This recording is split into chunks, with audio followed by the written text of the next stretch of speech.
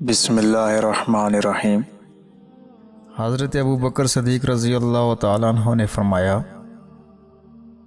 صبر میں کوئی مصیبت نہیں اور رونے دھونے میں سوائے نقصان کے کوئی خطرہ نہیں۔ جو اللہ کے کاموں میں لگ جاتا ہے اللہ اس کے کاموں میں لگ جاتا ہے۔ ہر انسان ضعیف ہے، تعجب ہے کہ وہ کیوں کر خدائے کبھی کی نافرمانی کرتا ہے۔ مجھے نئے کپڑے میں دفن نہ کیا جائے، کیونکہ نئے کپڑے کے زیادہ مستحق وہ ہیں جو زندہ ہیں اور برہنہ ہیں۔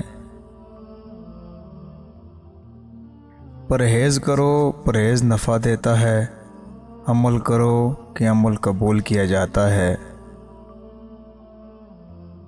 تکبر کرنا امیروں کا بد ہے، لیکن محتاجوں کا بدترین ہے۔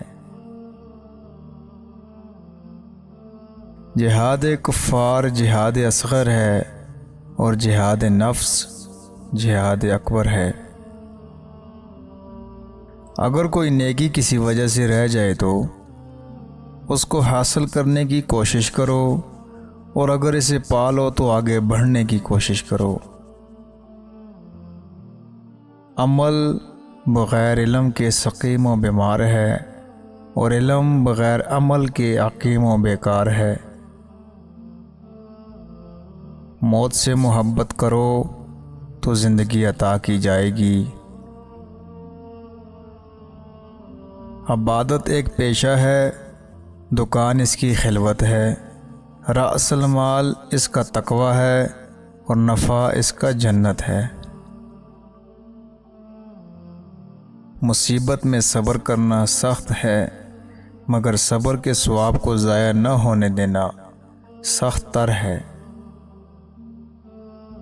توبہ بوڑھے سے خوب اور جوان سے خوب تر ہے۔